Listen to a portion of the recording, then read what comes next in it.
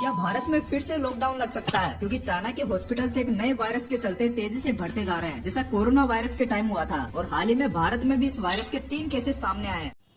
नमस्कार, मैं निवेदिता आप सबका स्वागत करती हूँ न्यूज़पेपर लाइव में।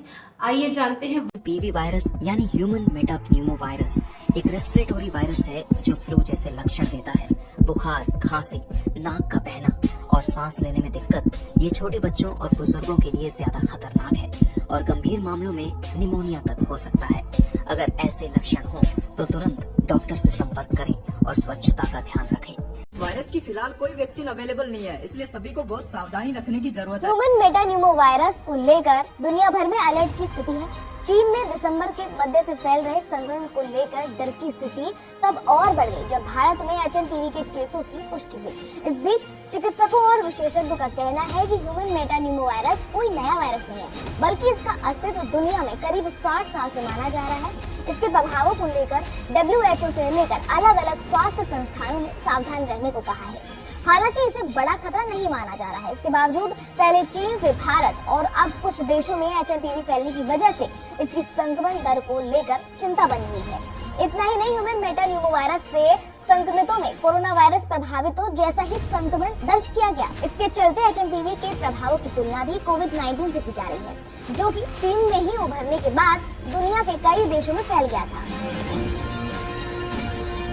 भारत में HMPV से जुड़े 8 मामले सामने आ चुके हैं। इनमें से पहले मामले सोमवार को आए थे, जब कर्नाटक में 2 बच्चों की रिपोर्ट पॉजिटिव आई थी। इनमें से एक संक्रमित बच्चे को डिस्चार्ज भी कर दिया गया। इसके बाद एक के बाद एक तमिलनाडु, गुजरात और महाराष्ट्र में HMPV से जुड़े केस दर्ज हुए हैं। पहला कर्नाटक, एक 3 महीने की बच्ची और 8 महीने के बच्चे में HMPV वायरस पाया गया। इन दोनों की ही मेडिकल हिस्ट्री में ब्रोंकोन्यूमोनिया मिला।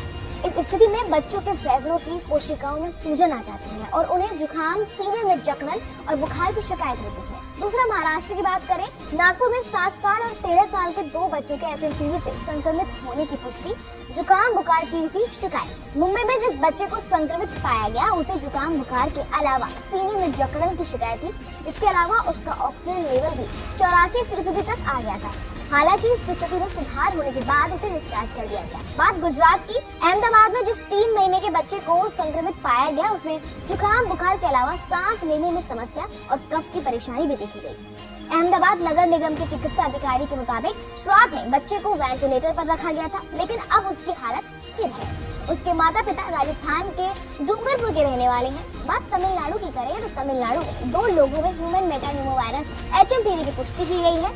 इनमें एक 45 वर्षीय शख्स चेन्नई का रहने वाला है, दूसरा व्यक्ति सलीम का रहने वाला है और कैंसर, हाई ब्लड प्रेशर और डायबिटीज से पीड़ित है। दोनों की स्थिति स्थिर बनी हुई है। दुनिया में इस वायरस से जुड़े मामले कहाँ मिले हैं? चीन, Malaysia, Kazakhstan, Britain, America, Greece, Singapore. हमारे साथ जुड़े रहने के लिए हमारे चैनल को सब्सक्राइब करें, वीडियो को लाइक करें और कमेंट में अपनी राय जरूर दें।